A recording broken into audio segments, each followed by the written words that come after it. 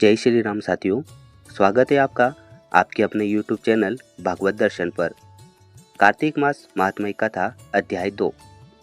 भगवान श्री कृष्ण आगे बोले, हे प्रिय, जब गुणवती को राक्षस द्वारा अपने पति और पिता के मारे जाने का समाचार मिला तो वह विलाप करने लगी। हे नाथ, हे पिता, मुझको त्याग कर तुम कहाँ चले गए? मैं अकेली स्त्री तुम्हारे बिना अब क्या करूं? अब मेरे भोजन, वस्त्र आदि की व्यवस्था कौन करेगा? घर में प्रेम पूर्वक मेरा पालन पोषण कौन करेगा? मैं कुछ भी नहीं कर सकती। मुझ विधवा की कौन रक्षा करेगा? मैं कहाँ जाऊं? मेरे पास तो अब कोई ठिकाना भी नहीं रहा। इस प्रकार विलाप करते हुए गुणवती चक्कर खाकर धरती पर गिर पड़ी और बेहोश हो गई। बहुत देर बाद जब उसे होश आया तो वह पहले की ही भांति करुण विलाप करते हुए शोक सागर में डूब गई। कुछ समय के पश्चात जब वह संभली तो उसे ध्यान आया कि पिता और पति की मृत्यु के बाद मुझे उनकी क्रिया करनी चाहिए, जिससे उनकी गति हो सके। इसलिए उसने अपने घर का सारा सामान बेच दिया और उससे प्राप्त धन से उसने अपने पिता और पति का श्राद्ध आदि कर्म किया। तत्पश्चात वह उसी नगर में रहते हुए आठों भगवान विष्णु की भक्ति करने लगी।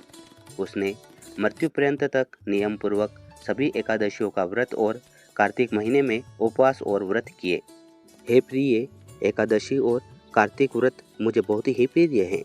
इनसे मुक्ति, भोक्ति, पुत्र तथा संपत्ति प्राप्त होती है। कार्तिक मास में जब तुला राशि पर सूर्य आता है तब ब्रह्म मुहूर्त में उठकर स्नान करने और व्रत और उपवास करने वाले मनुष्य मुझे बहुत प्रिय हैं, क्योंकि यदि उन्होंने पाप भी किए हो तो भी स्नान और व्रत के प्रभाव से उन्हें मोक्ष प्राप्त हो जाता है। कार्तिक में स्नान, जागरण, दीपदान तथा तुलसी के पौधे की रक्षा करने वाले मनुष्य साक्षात भगवान विष्णु के समान हैं। कार्तिक मास में मंदिर में झाड़ू लगाने वाले, स्वास्तिक बनाने वाले तथा भगवान विष्णु की पूजा करने वाले मनुष्य जन्म मरण के चक्कर से छुटकारा पा जाते हैं। यह सुनकर गुणवती भी प्रतिवर्ष श्रद्धापूर्वक कार्तिक का व्रत और भगवान विष्णु की पूजा करने लगी।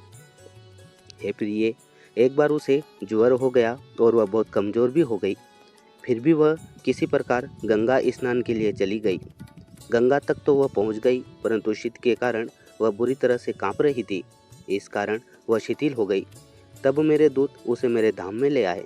तत्पश्चात ब्रह्मा आदि देवताओं की प्रार्थना पर जब मैंने कृष्ण का अवतार लिया तो मेरे गण भी मेरे साथ इस पृथ्वी पर आए, जो इस समय यादव हैं।